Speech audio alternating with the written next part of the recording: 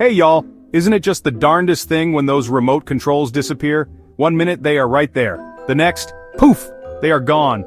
You look under the sofa cushions, you check under the blankets. Sometimes they are just hiding in plain sight. It can be a little frustrating, can it? Especially when your favorite show is about to start.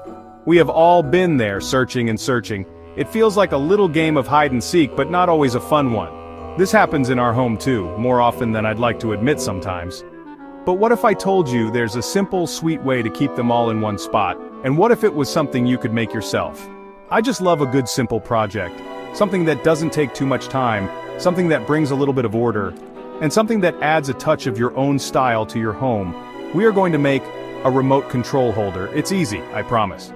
And it's a fun way to spend an afternoon creating something useful with your own two hands. Making things for your home is so special. It adds a layer of love, don't you think? When you create something, even something small, it tells a story. It tells your story. This little holder won't just be a spot for remotes. It will be a reminder of the care you put into your space. It is about making your house feel like a true home, a place where things are easy to find, a place where you feel comfortable and happy. It's these little touches that make all the difference, and the best part, we are going to use something you probably already have. Good old cardboard. Yes, that's right. Those delivery boxes or cereal boxes can be turned into something wonderful. It is amazing what you can do with simple materials. We are going to give that cardboard a brand new life. It's all about seeing the potential in everyday things. So, let's get ready to make something pretty and practical. It's going to be great, I can feel it. Now, why cardboard, you might ask? Well, first off, it's so good for our Earth. We all want to do our part, right? Using recycled cardboard means we are not letting good materials go to waste. We are giving them a second chance. This is called upcycling, and it's a beautiful thing. Instead of that box ending up in the recycling bin right away, or worse, in a landfill, we are turning it into something useful. It makes my heart happy to think we are being kind to our planet.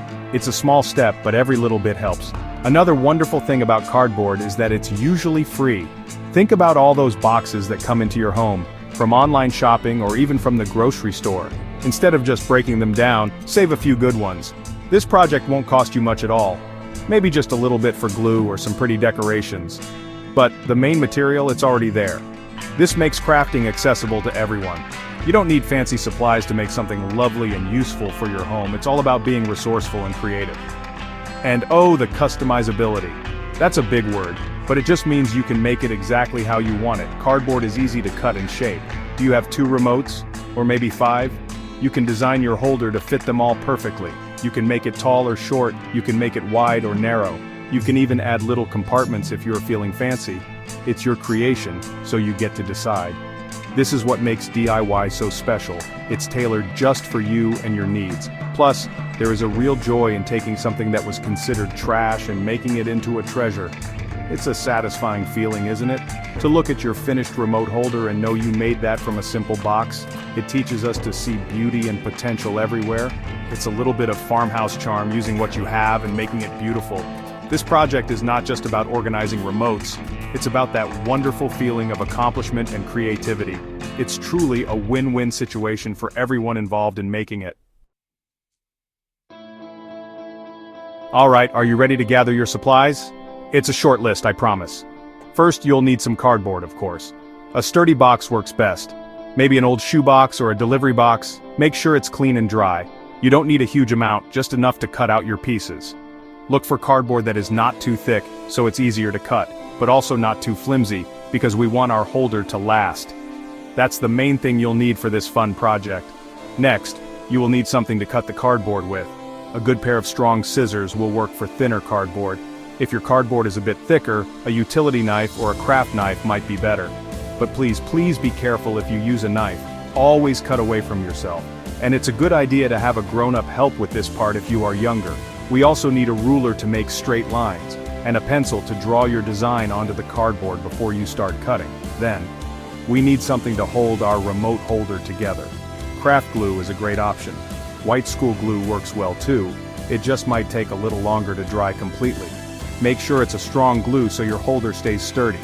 Another option is strong double-sided tape if you prefer not to wait for glue to dry, or even a hot glue gun. But again, be extra careful with hot glue because it can get very hot.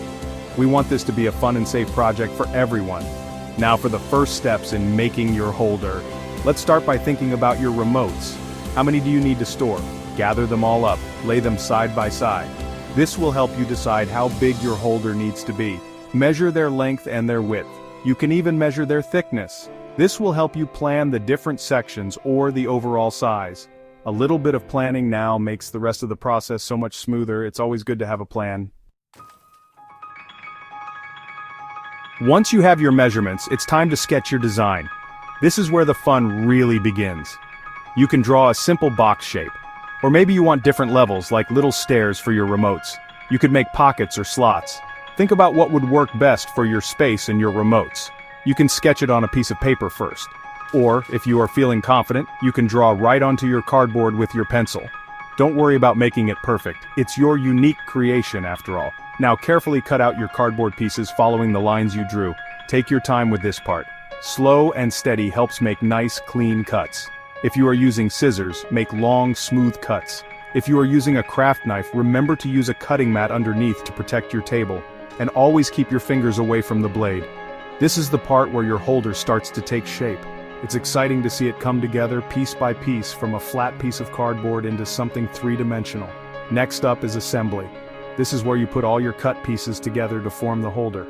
Apply glue to the edges or tabs that need to connect. Press them together firmly. You might need to hold them for a minute or two until the glue starts to set. If you are using tape, make sure it's pressed down well.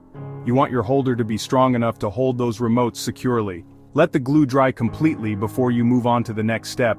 This might take a few hours or even overnight depending on the glue. And finally, the best part, decorating. This is where you can really let your personality shine. You can paint your remote holder with acrylic paints in your favorite colors. Maybe add some patterns like stripes or polka dots. You could cover it with pretty scrapbook paper or even fabric scraps. Mod Podge works great for this. You could also use stickers, washi tape, or draw designs with markers. The possibilities are endless. Make it match your room's decor, or make it a bright, cheerful accent piece. It's all up to you. Enjoy your new organized space.